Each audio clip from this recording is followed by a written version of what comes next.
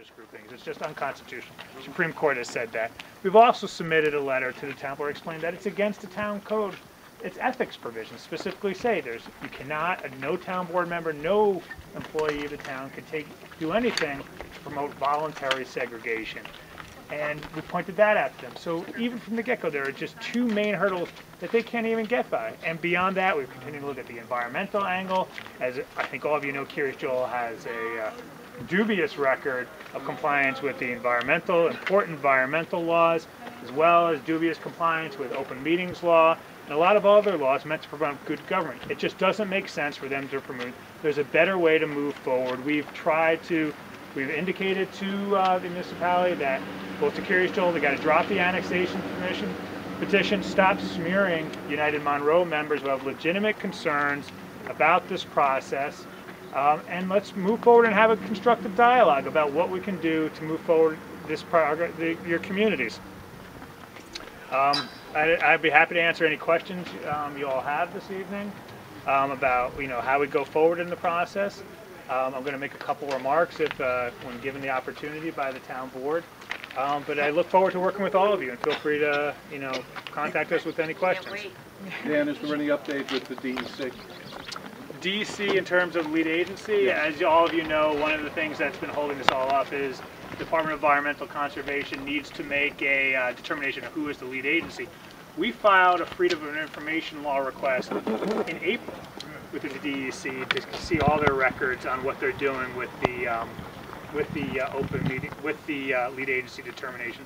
Still have not gotten a response. So actually last week we wrote to DEC and basically said, let us know where just give us the documents, or let us know where we are. It shouldn't be that hard to produce those documents, and we'll see. I mean, we haven't heard anything on where they are. We've also requested that the DEC provide us with all records of environmental violations in Curious Joel. And we also haven't gotten a response. So again, we wrote to DEC last week saying, let us know when we're going to get these documents, and if we don't hear from you by this week, we're going to act accordingly. Does the DEC have the right to say they want to be the lead agency in this scenario? Do they have that ability? I think it would be difficult for them, because I think you have to have a real discretionary determination. It needs to be, basically a municipality, because that's ultimately what it's an annexation petition that Curious Joel and the town of Monroe need to weigh in on the whether it's in the overall public interest. We also refoiled the Environmental Facilities Corporation. That's the entity. It's a state corporation.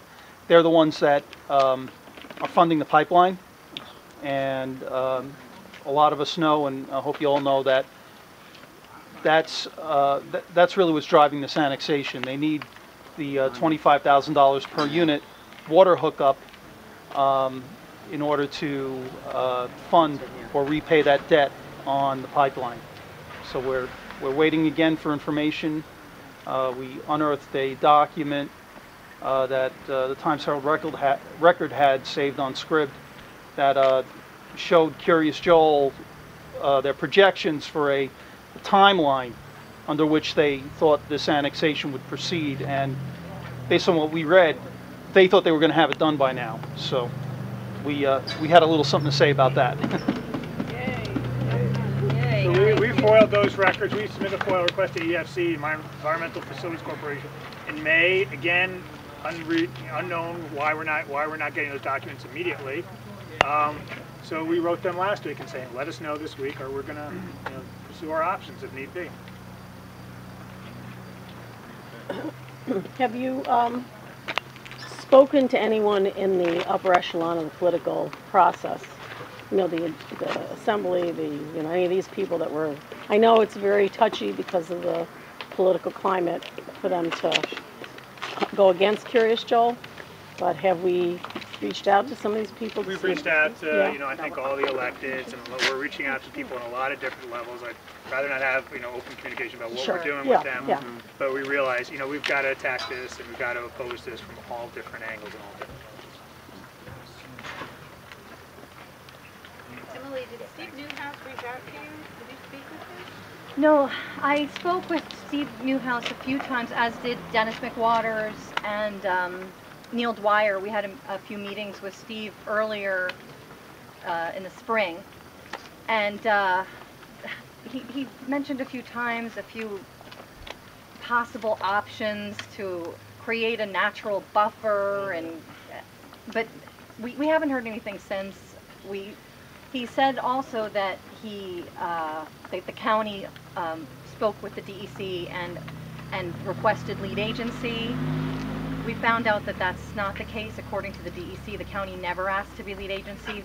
They did ask to change the legislation about who can be lead agency based on the size of an annexation. If it's over a certain percentage of land in a town, then the county should be able to have status. They're trying to, they sent a letter to that effect to the DEC, but they never officially requested lead agency status.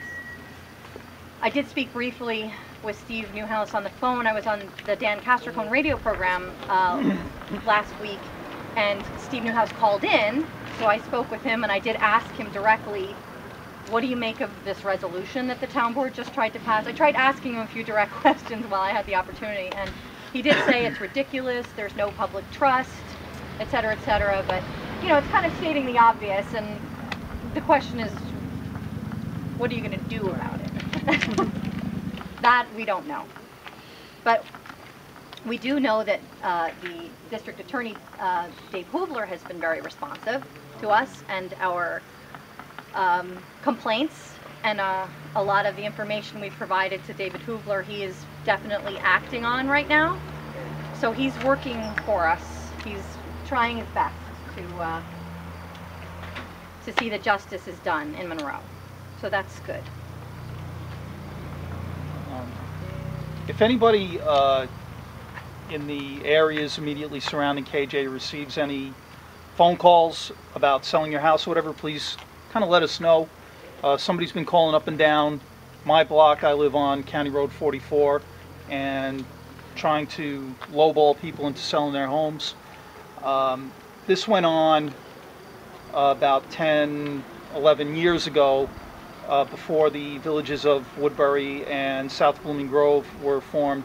There was an annexation threat. There was a threat by KJ to form another religious village, and at the time real estate agents were acting rather dubiously, blockbusting and calling people and trying to scare them into selling their homes.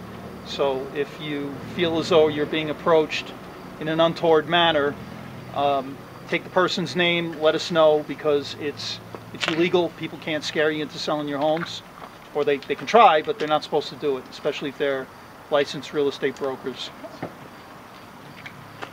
There was an article last week in the Times-Held Record about the old Lake Ann property. Yeah. Is there any relationship between these two things, or are they completely independent? Well, one of the owners is Ziggy Brock. Yeah. The developer is Simon Gelb. Simon Gelb was the person who ran the petition for the Curious Joel annexation.